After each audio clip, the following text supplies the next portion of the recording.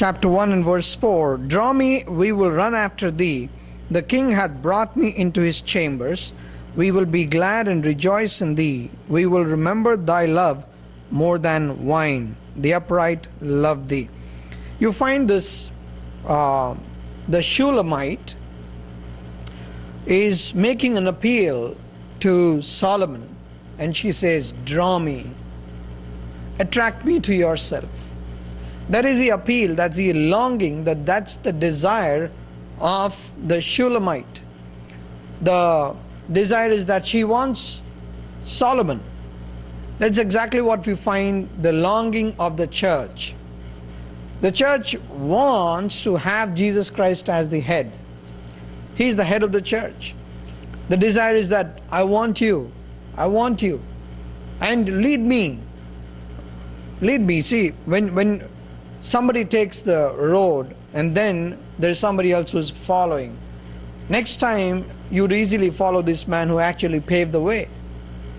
And that's exactly what you find that what Jesus Christ did. The church is taking a path in which Jesus has gone. That's why you find in John 14 when Jesus said, I go and prepare a place. Where I am, there you shall be. I mean, there are many mansions in my Father's house. Otherwise, I wouldn't tell you. So what a great promise it is that what he says is, where I am, there thou shalt be. So on the other hand, what is the desire of this woman? She says, draw me. I want to follow you. I want to follow you. Now, let's boil it down to a believer. Now, what is your longing for the Lord? What is the longing that we have for the Lord? When we use God like an ATM, anytime money machine. Oh, I'm in trouble, I need you right now. I'm doing okay, I don't need you now. I had a friend of mine in my college. He was just like this with other friends also. When he needed somebody, when he was in trouble, he'll need you. But when everything is going good, he wouldn't even care for you. He wouldn't even say hello to you. Many times we are like that. We don't have that longing. This is where I would like to remind you about the first love, the church at Ephesus. The Lord said, you don't have your first love. You don't love me like the way you loved me before. When we were born again, the kind of relationship that we had, the kind of intimacy that we had. Over a period of time, legalism comes in. We take ministry for granted. We get used to the church atmosphere and we just start ignoring God.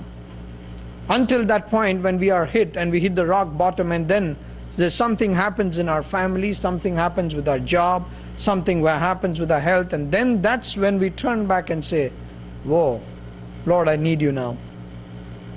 You know, whenever we lose a focus on the Lord, that's where we land in trouble. Look at Peter. As long as he was looking at Jesus, he could walk on water. The moment he turned his eyes off, he started sinking.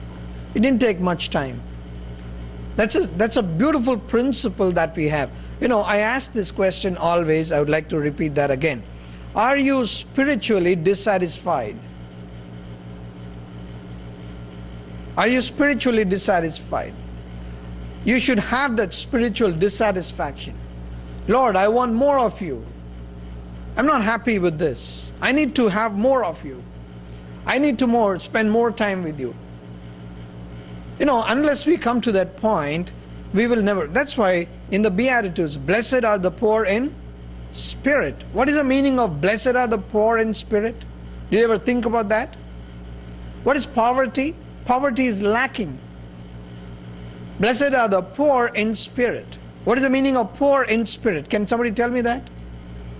Poor in spirit is, Lord, I only have this much. I need more of you. I need more. I need more of your filling. So that is what the blessedness in the poverty of spirit. And we don't have that. You know, many times as believers, we take God for granted, especially those people who have been believers for a long time. You know, we start taking God for granted. A new born again, recently born again person, I mean, his attachment to God will be great. And you see some people who are so gung-ho about, giving the gospel to people, and then there are some pessimistic seniors. They look and say, yeah, I know his excitement will die soon. You see, watch.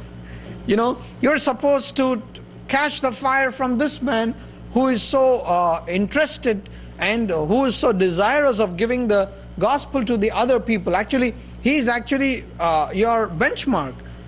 And that's how you were once upon a time. You're backslidden. There's only one thing that can happen to a believer. Either you are moving towards God or you're backsliding. There is no stationary situation. Either you're going close to God or you're receding away from God. There's never a situation where you say, yeah, I'm stable, I'm here sitting. No, you're moving away. The one who is not a part of the solution is a part of the problem. Draw me and we will run after thee. That's the desire of the church. We will run after thee. Okay, let's move on. It says, the king had brought me into his chambers. Now we find the relationship between Solomon and the Shulamite. The relationship is that he is her beloved. And this woman is her lover. But now the way she's addressing her lover has changed. Now she calls him what? King. Now she calls him king. Sarah called Abram Lord. Politically incorrect, am I right? But that's the kind of headship that she wants to give in her life. Another aspect we can find out is God your master? Is He your decision maker? The king had brought me into his chambers. There are two meanings of this. What is the meaning of a chamber? There are two meanings. Number one, when the marriage is consummated, the husband and the wife go into a private inner room. That's where this place of intimacy is.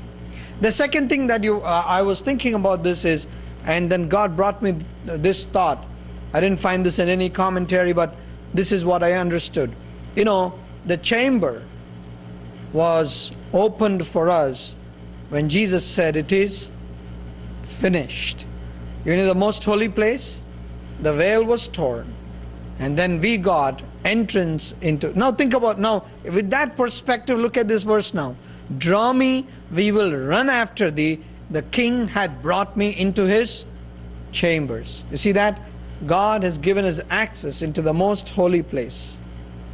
Many times when you go to meet some rich people, you're so scared of going. I mean, they won't show your whole house.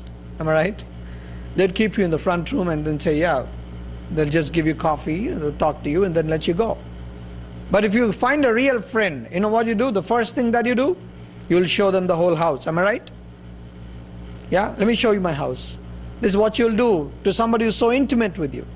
Yesterday we went to Chandra Timothy's house, and they rented a new house.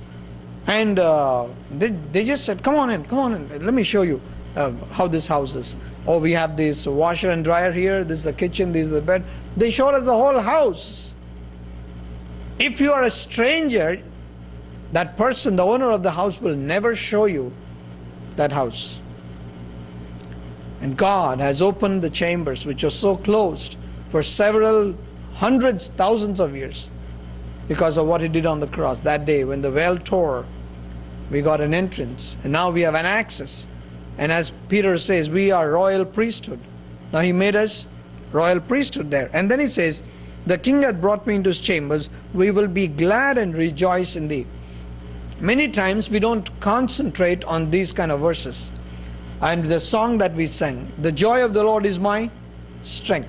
Now, Christians, I tell you, sometimes when you see the Christians and see if this is how their happiness is, if this is how the state of happiness of a Christian is, you would say, I don't want this Christ. I'm not talking about a fake smile. I'm not talking about a plastic smile, but it is the joy.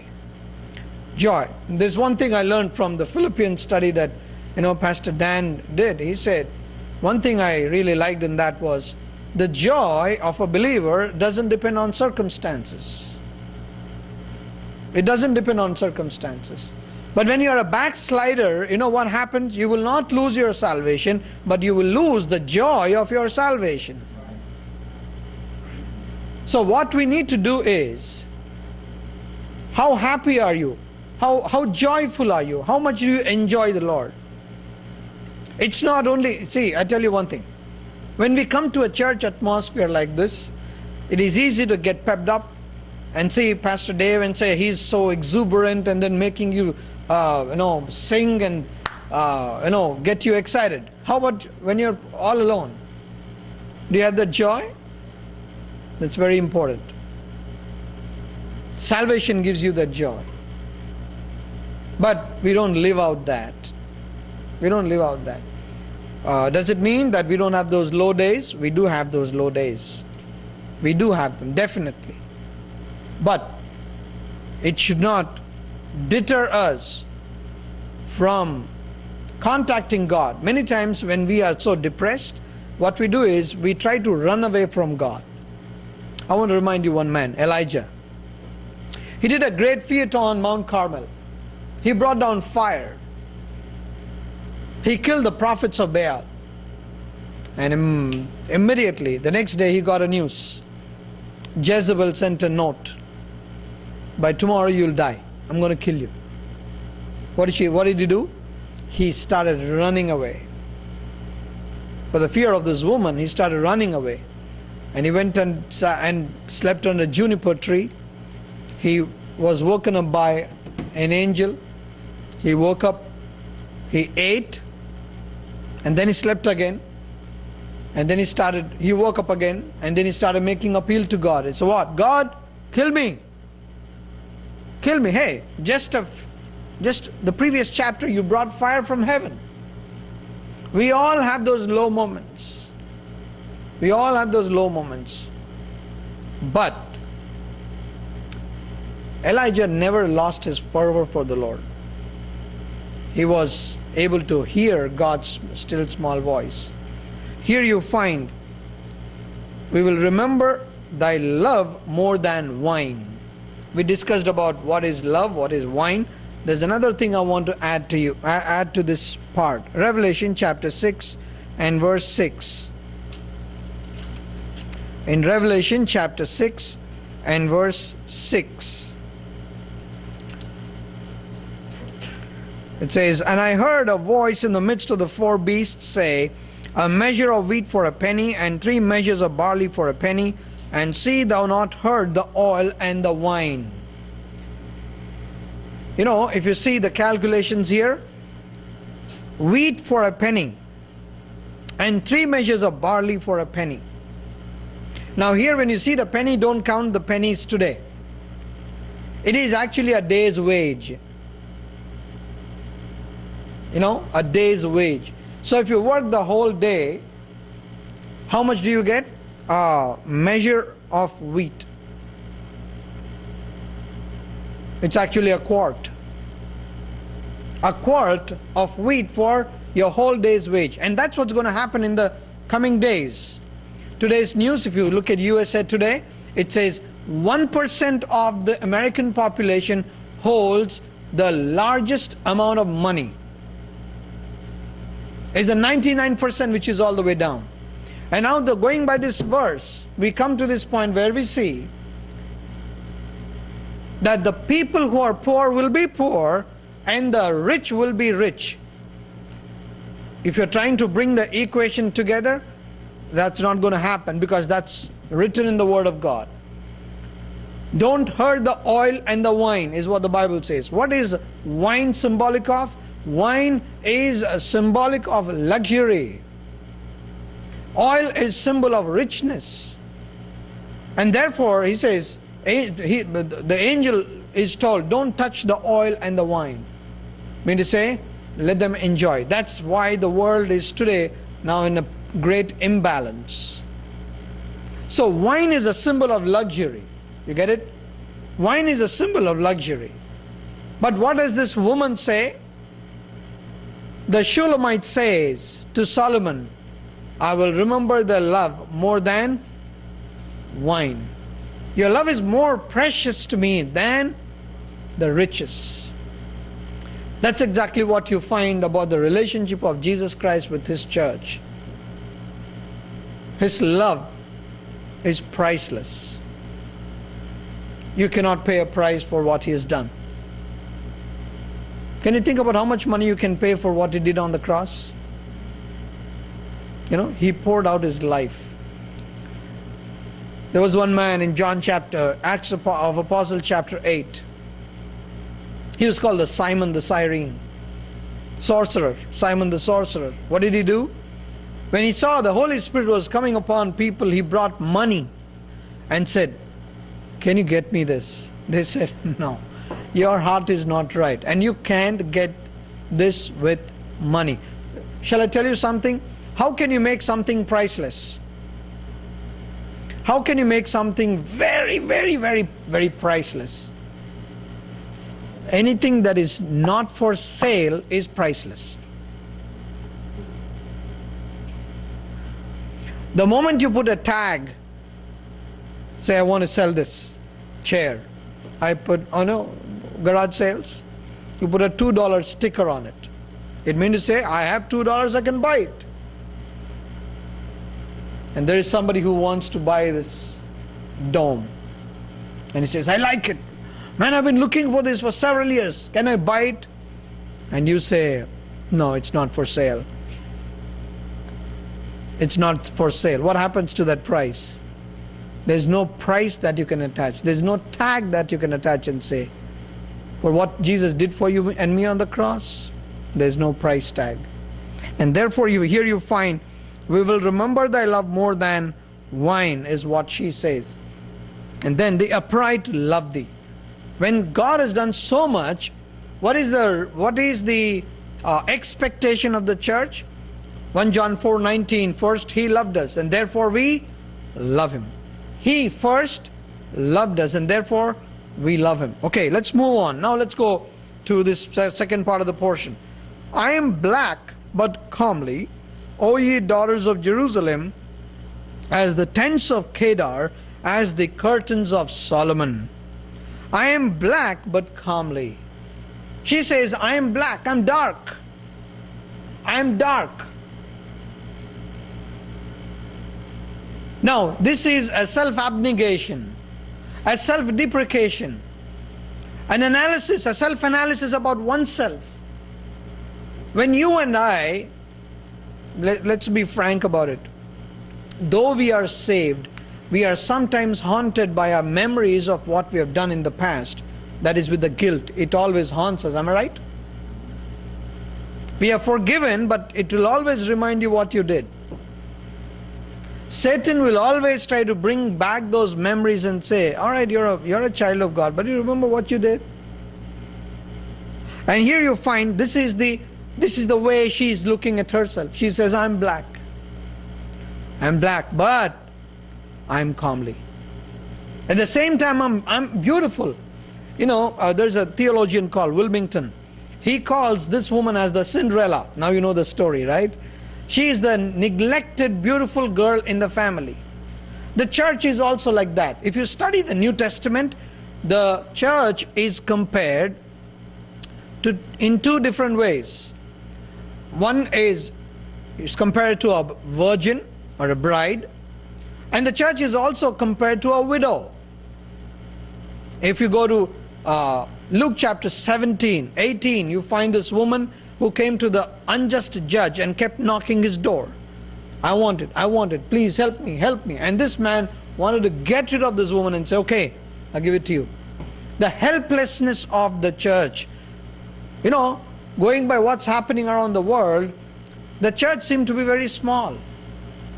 The world seems to be kind of very powerful, and the church is kind of seemingly very weak. But here you find, and this is the way we look at ourselves. Sometimes we really don't know our potential. We don't know our potential. In Texas, this is what happened. there was a church, and this man, there was another guy who built a bar within the legal distance of the church, and then it was affecting the church very badly, and all the people in the church started praying. They prayed, and one night suddenly there was a short circuit in the bar, and the whole bar burned down. So this bar owner went to the judge. He went to the court and said, this church, these people prayed, and that's why my bar got burnt. And the church came back to they had to come to the court. And the church said, no, we didn't do that. And the judge said, this is the first time I'm seeing where the church is denying the power of prayer.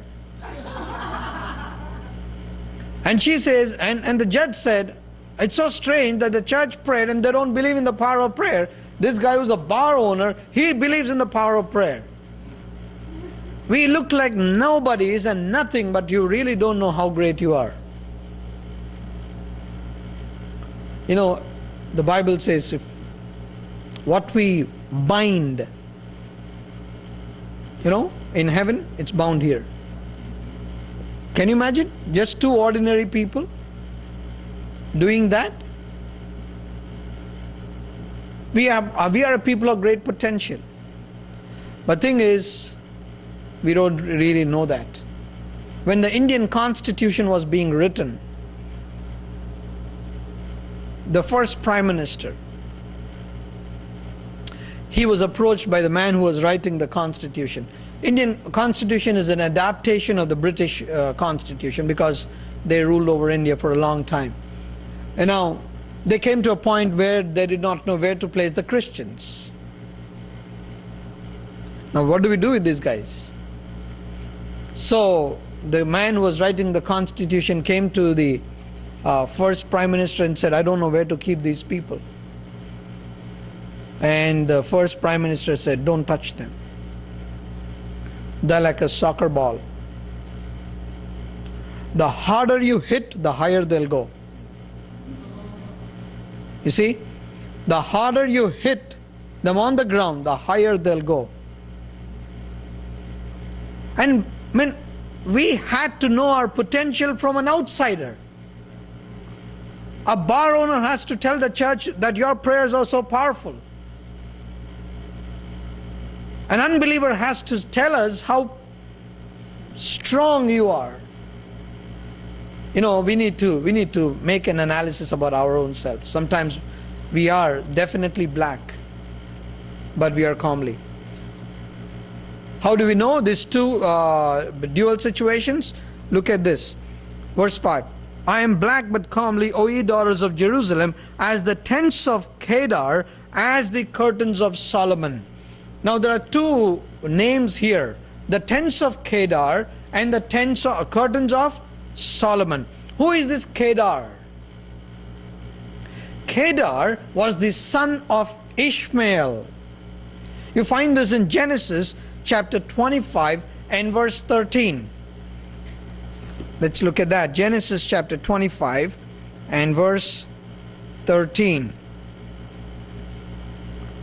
This man Ishmael had sons, and one of the sons' name is, verse 13, these are the names of the sons of Ishmael by their names according to their generations. The firstborn of Ishmael, Nebaioth, and Kedar, and Abdil, and Mibsam. You see, Kedar. Now, the descendants of Kedar were nomads. They used to make their tents with the goat's hair. And now goat's hair is looking, how does it look like? It's dirty, right? Now, on the other hand, you come to look at curtains of Solomon, the richest man. You see the contrast? The world looks at you and says, you're like the tents of Kedar. Let me tell you what is the meaning of tents of Kedar. Tents of Kedar also means being cut off from worship.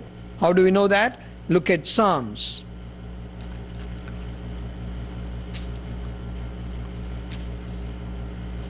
Chapter 120.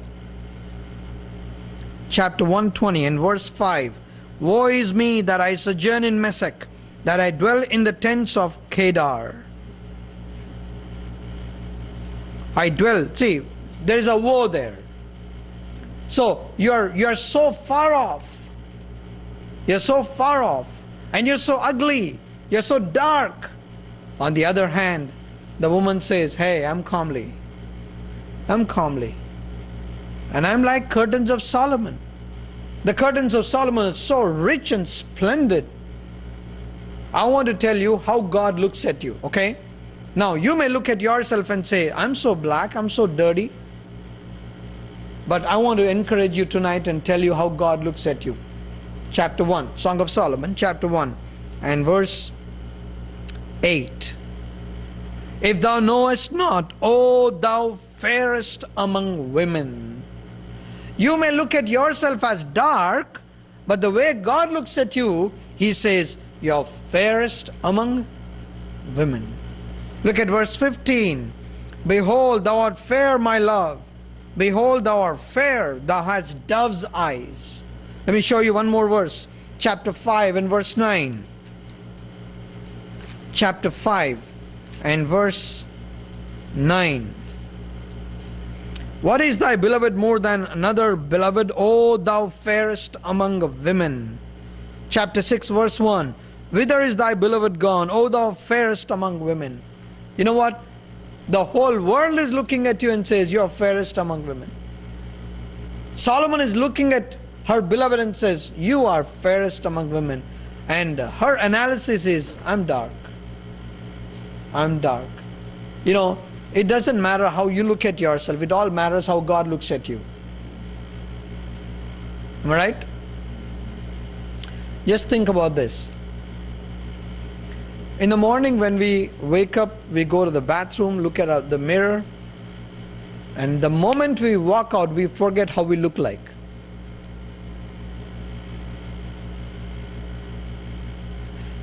Can somebody draw his own picture without looking at a photograph and with his own imagination and draw and say, this is how I look like?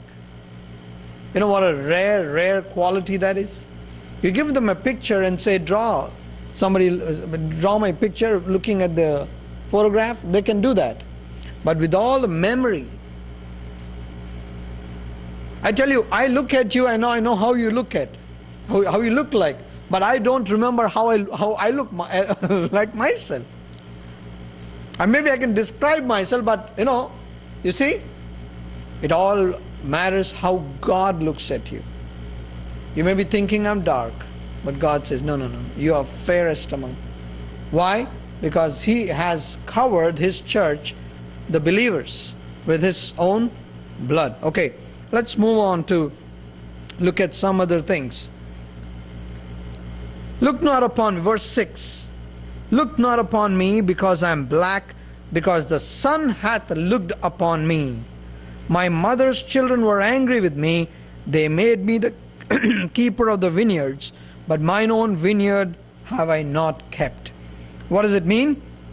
Look not upon me because I am black. This woman is making an appeal, and she is saying, don't look down on me. Don't look down on me because I am black. Here the word black is not just the color, it is actually talking about sinfulness. It's talking about sinfulness. And she says, because the sun hath looked upon me. The sun, it is not S-O-N, this is S-U-N. The sun hath looked upon me. What is this sun? You see, my mother's children were angry with me. They made me the keeper of the vineyards, but mine own vineyard have I not kept. It says, the sun hath looked upon me. What is the meaning of sun hath looked upon me? I've gone through a lot of persecution. I've gone through a lot of persecution. I want to ask you tonight, how is your Christian life? Is it smooth? Is it smooth? If it is smooth, then there is a problem somewhere. A Christian life should never be smooth.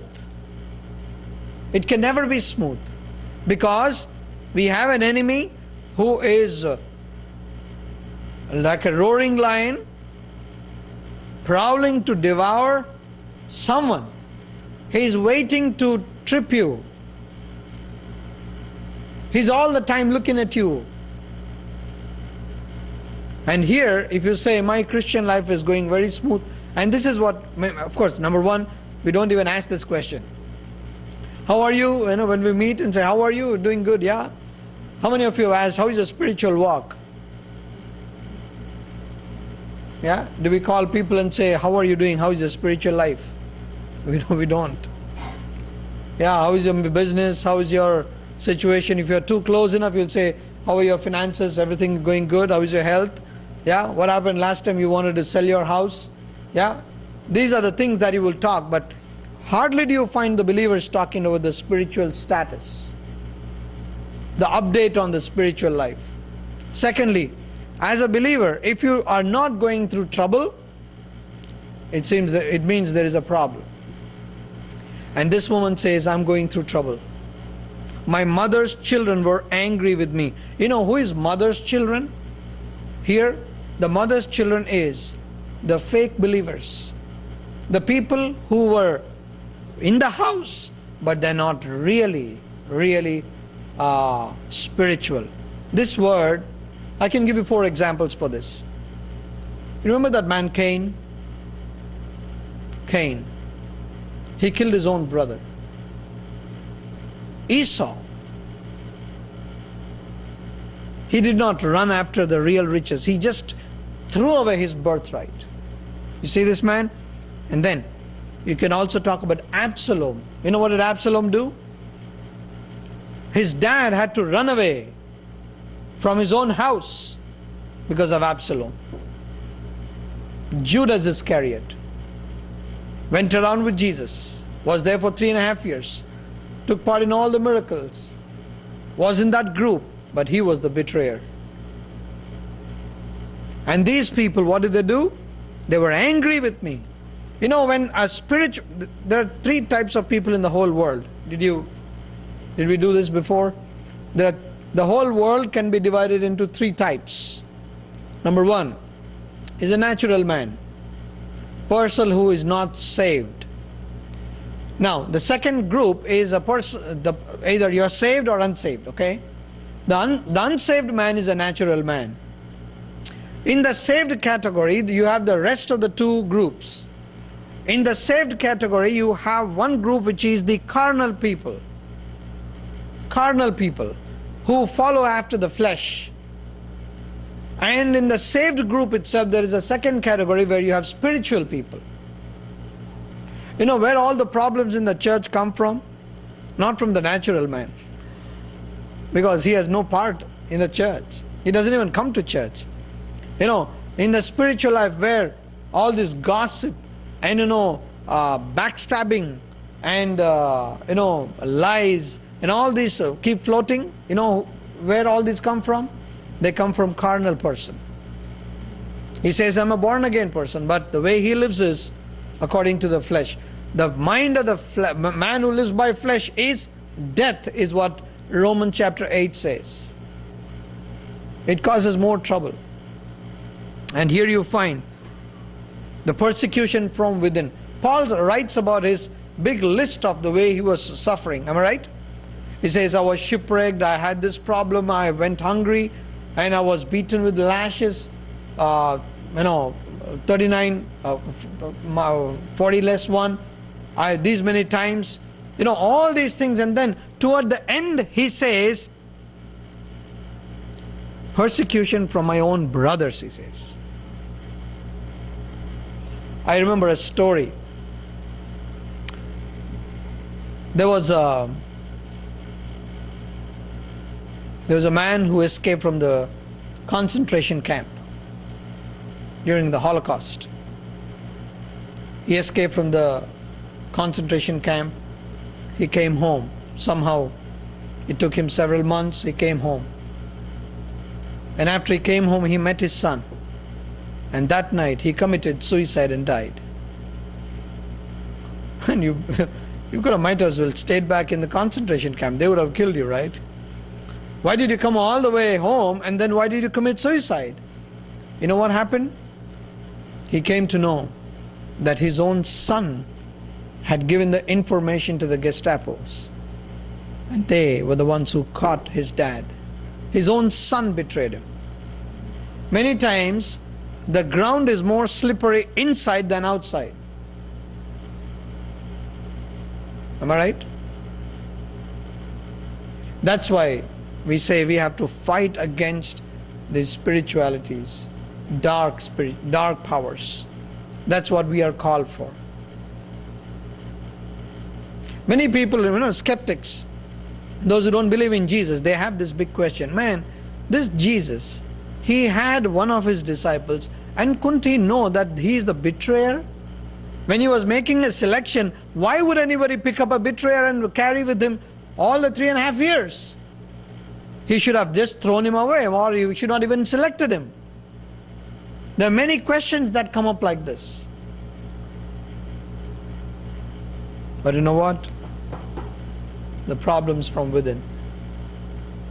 And this woman says, my mother's children have caused me a lot of problem. And she says, they have made me the keeper of the vineyards, but mine own vineyard have I not kept. I have taken care of other people. I've taken care of other people. I've done this ministry, that ministry. I've taken part in all these things. But my own family, I was not able to take care. You see what this means? I've kept the others' vineyards, but mine own vineyard have I not kept. In 1 Corinthians chapter 9, you remember what Paul says? When he talks about a Christian running a race, the way he runs a race, and then he comes to the point about himself, and he says, let's look at that verse, chapter 9. 1 Corinthians chapter 9 and verse 26 and 27.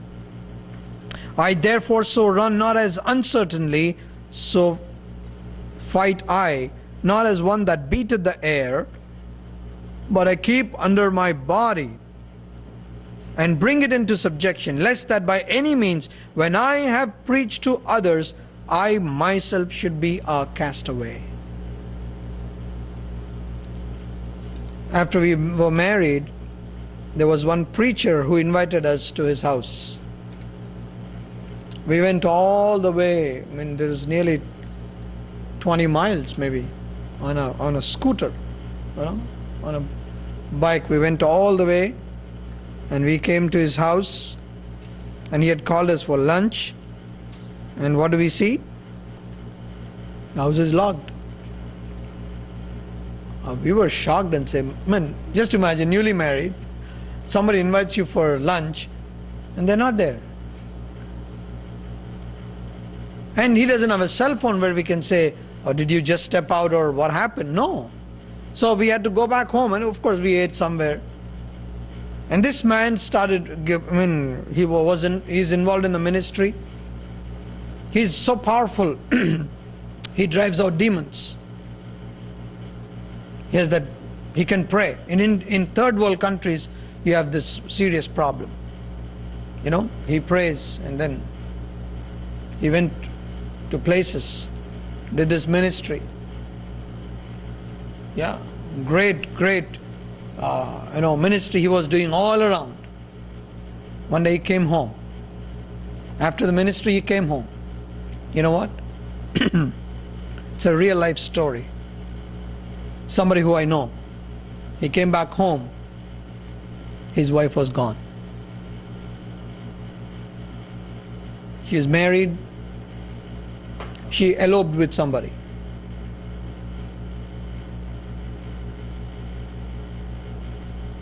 And a few days later, he calls me and says, why don't you talk to Auntie? I said, he never did this before. Who is this? So I came to know that he got married again.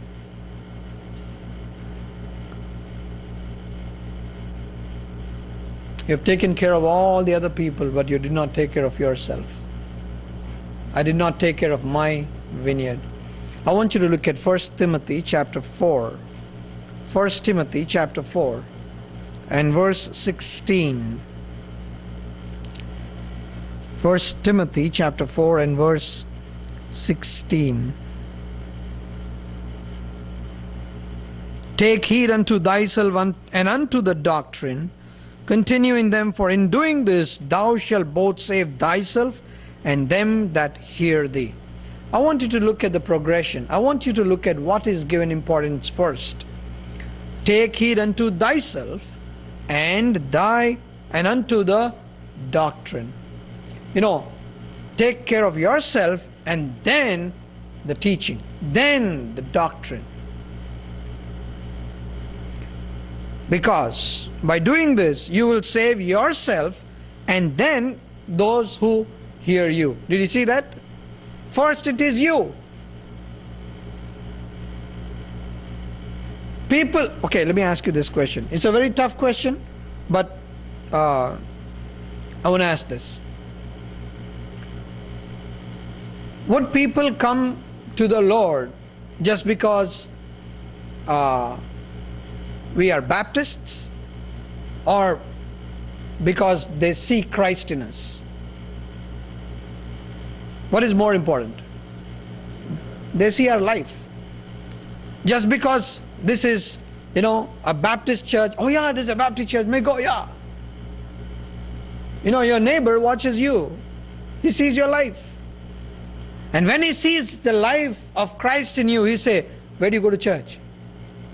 I go to that place. Oh man, I want to be a part of your church. We are first responsible for ourselves. We are thankful to God.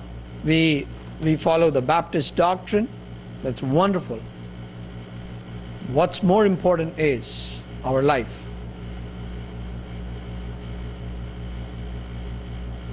I asked this question to the young people, and will the Baptists be in heaven? Yeah, definitely. Yeah. Will the Methodists be in heaven? Yes. Will the Pentecostals be in heaven? Yes. Okay, will the Baptists be in hell? Yes. Will the Methodists be in hell? Yes. Will the Pentecostals be in hell? Yes. You know why I said this? It's not your denomination that saves you. Every person individually has to go to Lord Jesus Christ. And this woman says, you know what? I've taken care of so many people, but I've not taken care of my own family. What a tragedy that would be. I hear Pastor Dave telling this. He was telling yesterday during visitation. He said, the biggest fear that I would have is, I'm a preacher, and what if my children are not saved? That's exactly what Dr. Billy Graham said. I say, when I preached and then thousands of people walked down the aisle, what if my children are not saved? Franklin Graham was a wayward son.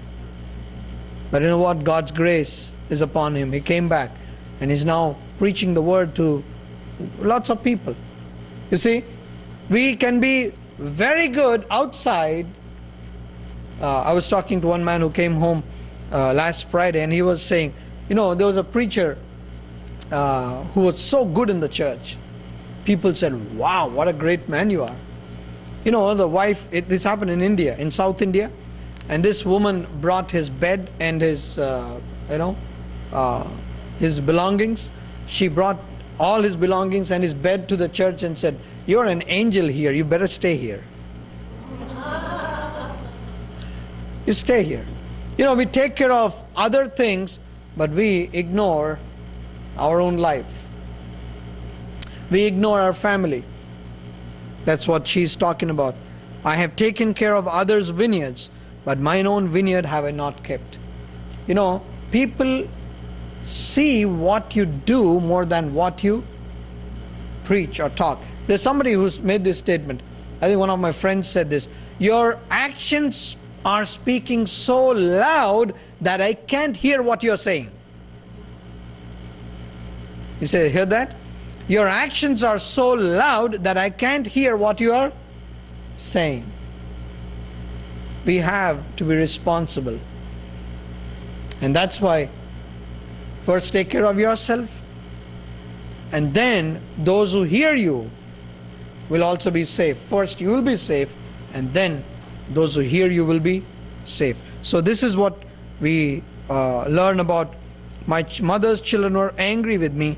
They made me the keeper of the vineyards, but mine own vineyard have I not kept. This is my prayer, that we take the right progression. For you to be a deacon, what is the qualification? Oh, your children can be rowdy, they need not listen to you, but we're going to ordain you as a deacon. It's okay, no problem. Am I right? The Bible says first you must be able to take care of your family. 5 people you cannot take care. How can you manage 150, 200 people? That's the principle there. So therefore, let's take care of our families. Mine own vineyard have I not kept. May God not hold us accountable and say, you preached a lot, but you didn't take care of your family. That would be tragedy. May God help us to learn this. I pray that you may study this. It's a beautiful, beautiful book. We just finished 2 verses today. So there's so much of word study in this, and therefore, because I really love this book, and therefore what I did is I started teaching on the television also. At 10 o'clock, I said, okay, let me teach this on the television in my language. So Wednesday nights when I'm speaking, at 10 o'clock I'll be speaking the same topic again, and there I could take only 3 verses. So beautiful. You can dig so deep into the love of God. That's what this whole book is all about. Yeah. So may God help us. Pastor Dave.